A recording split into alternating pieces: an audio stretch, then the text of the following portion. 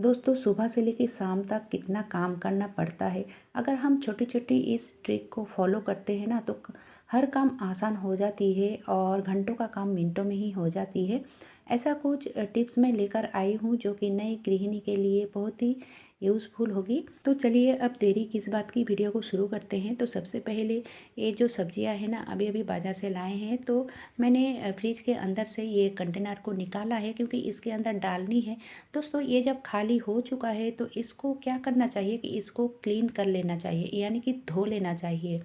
अगर ये गंदा नहीं भी हुआ है ना तो आप महीने में एक बार निकाल के इसको वॉश कर लीजिए, ताकि इसमें जो बैक्टीरिया होते हैं ना वो एकदम से क्लीन हो जाए, क्योंकि इसके अंदर हम खाने वाली चीज़ को ही रखते हैं। इसीलिए इसको क्लीन करना भी बहुत ही ज़रूरी है। ठीक है, तो मैं थोड़ा सा शैम्पू डाला है। आप डिश वॉश भी डाल सकते हो। ठीक है, डिश वॉश हो या फिर शैम्पू हो, थोड़ा सा डाल दीजिए और स्क्रबर की मदद से हल्के हाथों से, ज़्यादा दबाना नहीं है, हल्के हाथों से इसको इस तरह से घस के क्लीन कर लीजिए।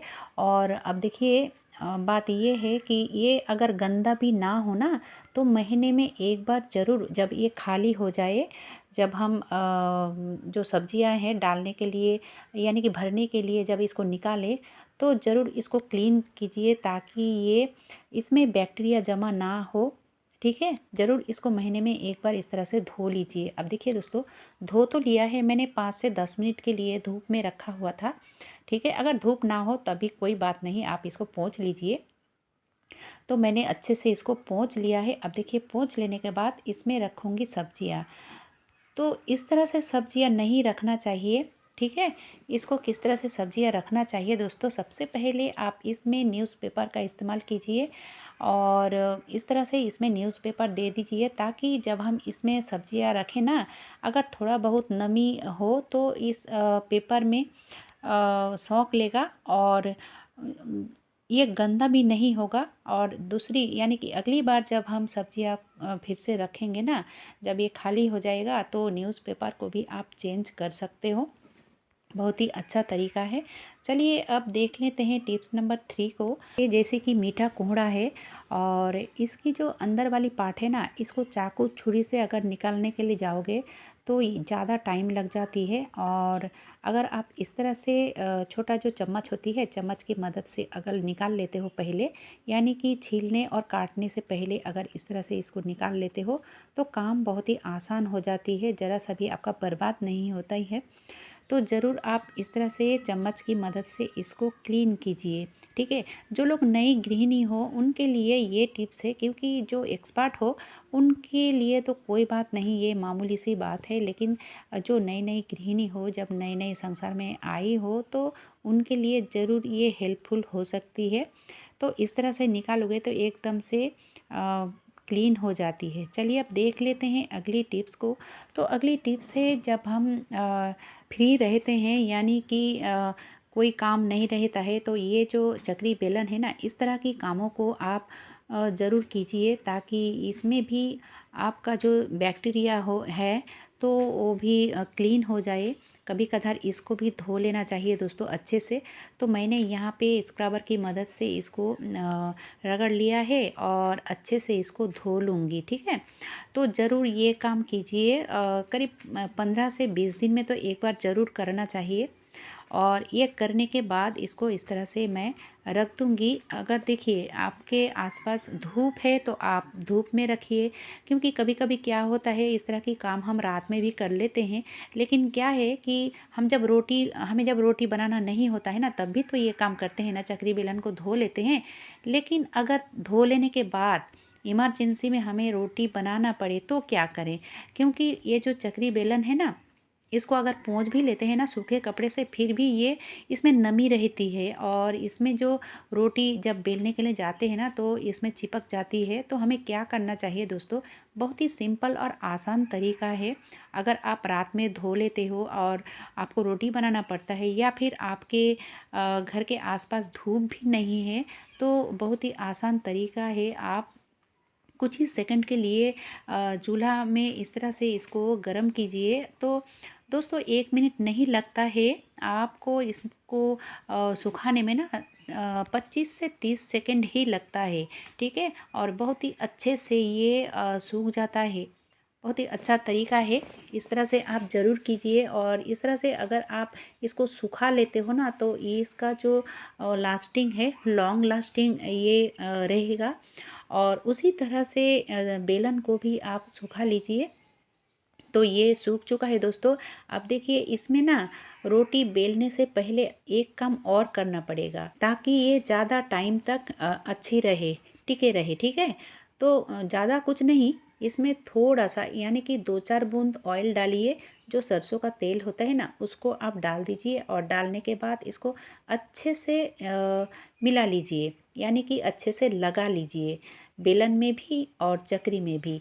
ऐसा करने से होता है ये कि आप अगर ऐसा करके 2-4 दिन, 8 दिन, 10 दिन के लिए आप रख भी देते हो ना तो इसमें फंगस नहीं लगता है और ये अच्छा रहता है। उसके बाद देखिए दोस्तों, एक साथ 7 रोटी जो बनाने का तरीका मैं बताऊंगी ना तो उसके लिए मैं 7 क्यों 8 से 9 जो लोई होती है ना, 8 से 9 लोई की करीब मैं एक लोई बनाया है। बहुत ज़्यादा आटा लेकर और मोटा सा एक रोटी बेलना है, ठीक है। इस तरह से देखिए दोस्तों, इस तरह से अगर करोगे ना तो आपका हर एक रोटी एकदम से परफेक्ट और समान तरीके से बनेगा। कोई भी रोटी छोटा या बड़ा नहीं होगा। तो सबसे पहले मैंने इस तरह से बेल लिया है और बेल लेने के बाद एक ग्लास लिया है और ग्लास की मदद से इसको कट कर रही हूँ, ठीक है। इस तरह से कट कर रही हूँ। तो आपका चकरा जो जितना बड़ा है ना तो उसी हिसाब से आप बेल लीजिए। और बेल लेने के बाद मैं इसको इस तरह से कट कर रही हूँ और इसमें 7 जो है रोटी बनके तैयार हो जाती है। ये देखिए दोस्तों, बहुत ही मोटा मोटा बन के तैयार हुआ है। तो एक एक लोई जो होती है ना तो अगर हम एक एक करते हैं तो छोटा बड़ा ज़रूर होता है, थोड़ा सा होने से भी छोटी बड़ी बनती है। अगर आप इस तरह से करोगे तो हर एक रोटी का आकार जो है, साइज है आपका एक ही बनेगा, यानी कि एकदम से ठीक ठाक बनेगी। तो इस तरह से आप करके देखिएगा, काम बहुत ही आसान हो जाती है। ये देखिए दोस्तों, कोई मोटा कोई पतला ऐसा नहीं होता है। इस तरह से अगर करोगे तो सब रोटियां जो है समान तरीके से बनता है। अब रोटी बेलने के बाद जो मैं टिप्स दिखाने वाली हूँ वो भी बहुत ही ज़रूरी है। जो लोग नई गृहिणी हो ज़रूर आप पूरा वीडियो को देखते रहिए, आपका फ़ायदा ही फ़ायदा होगा और ख़ुद को आप स्मार्ट समझने लगोगे। क्योंकि जो लोग ज़्यादा दिन तक संसार में हो वो तो ऐसे ही स्मार्ट बन ही जाते हैं करते करते। लेकिन जो लोग नई गृहिणी हो उनके लिए थोड़ा डिफ़िकल्ट हो जाती है। रोटी बनाना क्यों, हर काम थोड़ा कठिन लगता है। तो कठिन से कठिन काम को भी हम आसान कर सकते हैं अगर इस छोटी छोटी ट्रिक को फॉलो करते हैं तो। दोस्तों आप देखा होगा, जो मैं रोटी बनाने से पहले एक पेपर रखा है, बड़ा सा पेपर इस तरह से रखा था ताकि जो आटा है ना इधर उधर ना छिड़के। क्योंकि रोटी बनाने से ज़्यादा गंदा होता है, ये जो सूखा आटा है इधर उधर छिड़क जाता है और उसके बाद फिर क्लीन करना पड़ता है। अगर इस तरह से आप बड़ा वाला पेपर या फिर बड़ी सी एक कपड़ा आप बिछा देते हो ना तो आपका काम बहुत ही आसान हो जाती है। अब देखिए दोस्तों, जो चकरी बेलन में मैंने रोटी बेला ना तो उसको ऐसा ही नहीं छोड़ना चाहिए। आप कोई भी प्लास्टिक लीजिए या फिर आप जो शॉपिंग बैग होती है ना उसको लीजिए और उसके अंदर चकरी बेलन और वो जो पेपर मैंने रखा था ना, हर रोज़ अगर आप नए नए पेपर का इस्तेमाल नहीं करना चाहते हो तो उसी पेपर को आप इसके अंदर रख दीजिए। और रखने के बाद आप इसको रबर बैंड से बंद कीजिए। अब देखिए इसको ऐसा करने से होता है ये जो रात में कीड़ा वगैरह होती है ना, कॉकरोच या फिर छिपकली नहीं जूठा कर पाएगा। तो कैसा लगा दोस्तों आज का ये वीडियो? अच्छा लगा है तो ज़रूर एक लाइक कीजिएगा। आज के लिए बस इतना ही।